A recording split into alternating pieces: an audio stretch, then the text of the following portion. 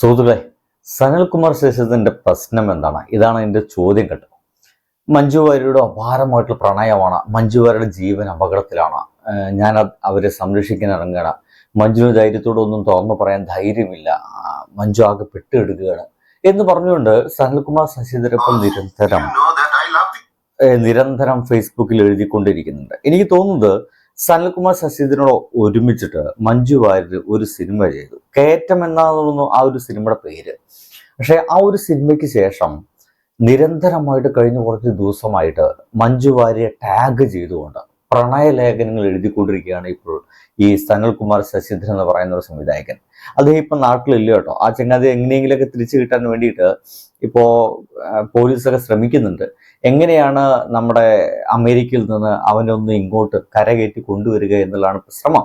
എന്തായാലും മഞ്ജു വാര്യർ രഹസ്യമൊഴി നൽകിയെന്നൊക്കെ പറയുന്നുണ്ട്. മഞ്ജു വാര്യരേതാണ് എന്ന് പറഞ്ഞുകൊണ്ട് ഒരു വോയിസ് ക്ലിപ്പ് ഈ മനുഷ്യൻ ഇട്ടിട്ടുണ്ട്. നിങ്ങൾ ചിലപ്പോൾ കേട്ടിട്ടുണ്ടാവില്ലെങ്കിൽ ഒന്ന് കേട്ടു നോക്കൂ കേട്ടോ. No, yes, no, that is not that is you're taking it for granted, man. No, yes. No, I am not. The reverse is true. That is the only fucking reason. I trust you because the reverse is fucking true. മനസ്സിലായോ?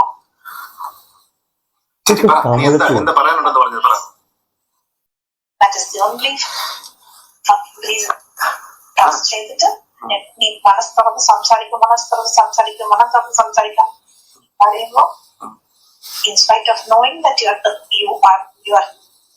capable of doing unethical things, you are capable of recording എന്ന് മനസ്സിലായി.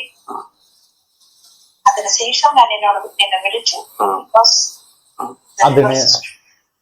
സുഹൃത്തുക്കളെ, ആ voice കേൾക്കുമ്പോൾ നമുക്ക് വൃത്തിയായിട്ട് മനസ്സിലാവും ഇത് മഞ്ജു വാര്യരുടെ ശബ്ദമാണ്.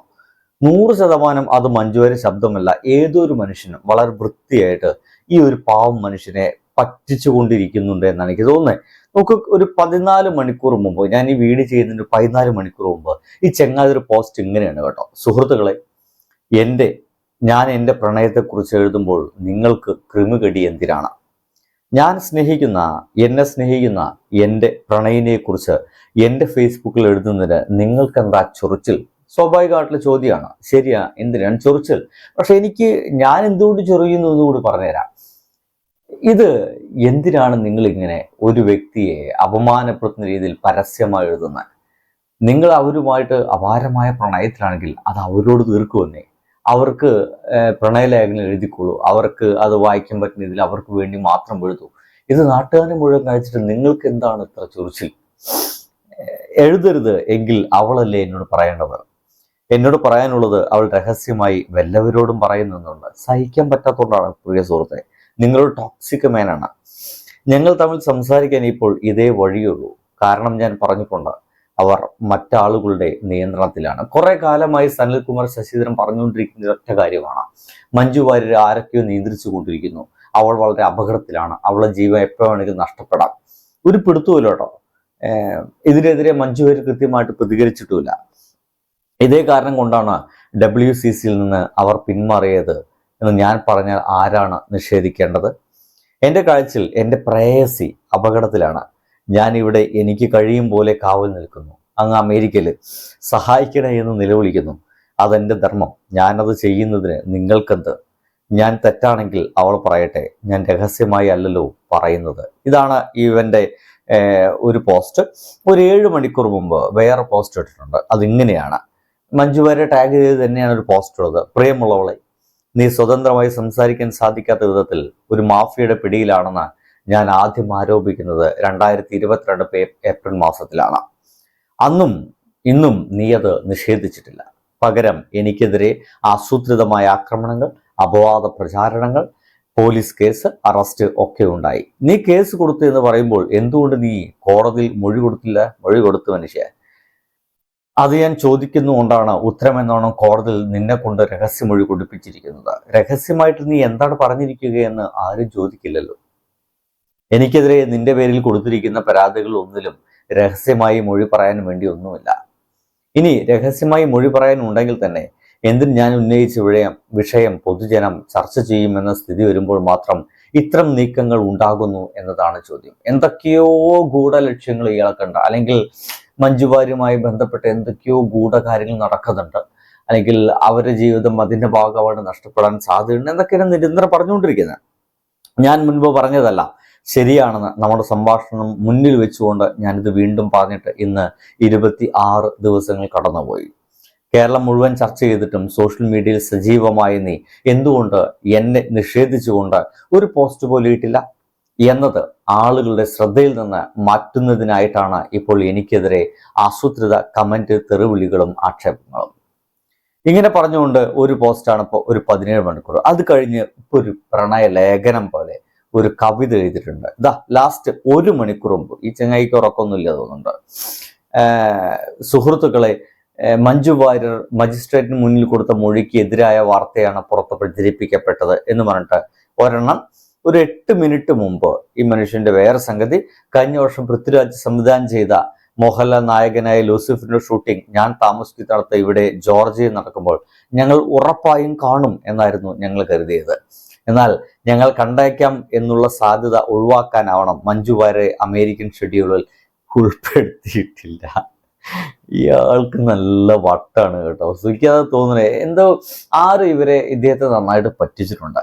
എങ്ങനെയാണ് സംഭവിച്ചതെന്ന് അന്വേഷിച്ചാൽ ഞങ്ങൾ കാണാതിരിക്കാൻ എന്തൊക്കെ കരുനീക്കൾ നടന്നിട്ടുണ്ടെന്ന് അറിഞ്ഞാൽ ഞെട്ടും. ലൂസിഫറിന്റെ ഷൂട്ടിംഗ് ഇവിടെ വരുന്നത് ഞാൻ അറിഞ്ഞിട്ടുണ്ട് എന്നറിയാൻ, എനിക്ക് മഞ്ജു വാര്യരെ കാണാൻ പദ്ധതി ഉണ്ടോ എന്നറിയാൻ എന്നോട് തന്നെ ഒരാൾ നേരിട്ട് തിരക്കിയിട്ടുണ്ട്. ലൂസിഫറിന്റെ ടീമിൽ വർക്ക് ചെയ്യാൻ താല്പര്യമുണ്ടോ എന്നായിരുന്നു ചോദ്യം. എൻ്റെ മനസ്സറിയാനുള്ള ചോദ്യമാണെന്ന് അറിഞ്ഞതുകൊണ്ട് ഞാൻ ഇല്ല എന്നും പറഞ്ഞു. എന്നാലും മഞ്ജു വാര്യർ ടീമിലില്ലായിരുന്നു. അവസാനമായി ഞങ്ങൾ സംസാരിച്ചു കൊണ്ടിരിക്കുമ്പോൾ മഞ്ജു വാര്യർ ഡിപ്രഷന് എന്ന് പറഞ്ഞുകൊണ്ട് ഒരു ഗുളിക കഴിക്കുന്നുണ്ട് എന്ന് പറഞ്ഞു. ഞാൻ ഇന്റർനെറ്റിൽ തെരഞ്ഞപ്പോൾ വലിയ വീര്യമുള്ള മരുന്നാണ്. ഞങ്ങൾ സംസാരിക്കാതിരുന്ന 4 മാസങ്ങളിൽ അവർ ഡിപ്രഷനിൽ പോയി എന്നും പിന്നീട് ഞങ്ങൾ സംസാരിക്കാൻ തുടങ്ങിയപ്പോൾ അതിൽ നിന്ന് കരകയറി തുടങ്ങിയെന്നും പറഞ്ഞു. ഗുളികയുടെ അളവ് കുറയ്ക്കട്ടെ എന്ന് ഡോക്ടറെ വിളിച്ചു ചോദിച്ചു. അപ്പോൾ 3 മാസം നിർബന്ധമായും കഴിക്കണം എന്ന് പറഞ്ഞു വന്നു. അങ്ങനെ പല കാരണങ്ങൾ അറിഞ്ഞതുകൊണ്ടും അവർ വളരെ അപകടകരമായ അവസ്ഥയിലാണെന്ന് മനസ്സിലായത് കൊണ്ടുമാണ് ഞാൻ ശബ്ദരേഖ ഇവിടെ പബ്ലിഷ് ചെയ്തത്. ദയവായി അവരുമായി അടുപ്പമുള്ള ആളുകൾ അവരെ നേരിൽ പോയി കണ്ട് കാര്യങ്ങൾ തീർക്കണമെന്ന് അഭ്യർത്ഥിക്കുന്നു. എൻ്റെ സുഹൃത്തുക്കളെ, ഇനി ആ ഒരു ശബ്ദരേഖ നമുക്ക് ഒന്നുകൂടി കേൾക്കാം.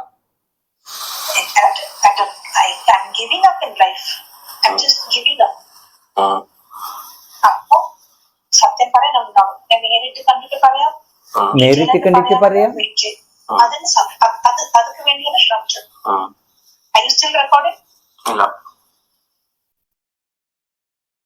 മലയാളി അല്ല. മഞ്ജു വാര്യർ ഇങ്ങനെയാണ് സംസാരിക്കുക, തീരെ മലയാളം അറിയില്ല.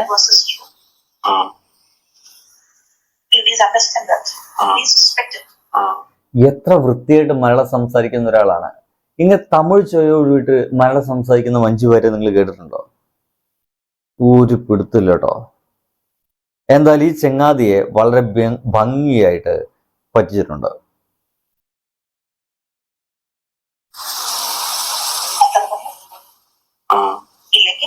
In spite of knowing that, why will I give my life in somebody's hands when I know that the person is capable of ruining it, or ruining the life of anybody I like or love or whatever it is. And kore exposure.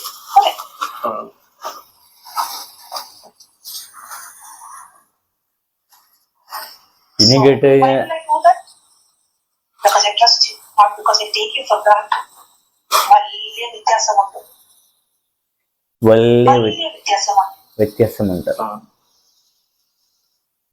എന്തായാലും എനിക്ക് തോന്നുന്നത് ആ ശബ്ദം മഞ്ജു വാര്യരുടേതല്ല. വലിയ വ്യത്യാസമുണ്ട് എന്നൊക്കെ പറഞ്ഞ് സംസാരിക്കുന്ന ശബ്ദം തീർച്ചയായിട്ടും മഞ്ജു വാര്യരുടേതല്ല എന്ന് പറയേണ്ടി വരും. അങ്ങനെയാണെങ്കിൽ ഈ പാവ മനുഷ്യനെ ആരും നന്നായിട്ട് പ്രണയിച്ച് വട്ടം കറക്കിയിട്ടുണ്ട്. മഞ്ജു വാര്യർ എന്ന് പറഞ്ഞിട്ട് എങ്ങനെയോ പ്രണയിച്ച് വട്ടം കറക്കിയിട്ടുണ്ട്. ഈ ചെങ്ങാതി അത് 100% ശരിയാണെന്ന് വിശ്വസിച്ച് നടക്കുന്നുണ്ട്. അല്ലെങ്കിൽ ഇതൊന്നുമല്ലെങ്കിൽ ഇതിന്റെ പുറകിൽ വേറെ എന്തൊക്കെയോ നടക്കുന്നുണ്ട്. അല്ലാതെ ഈ ചെങ്ങാതി നിരന്തരം ഇങ്ങനെ പോസ്റ്റ് ഇടേണ്ട കാര്യമാണ്. ഒന്നെങ്കിൽ അയാൾ ആ ഒരു പെൺകുട്ടി നന്നായി പറ്റിച്ചത്, അല്ലെങ്കിൽ something fishy. I think so. By.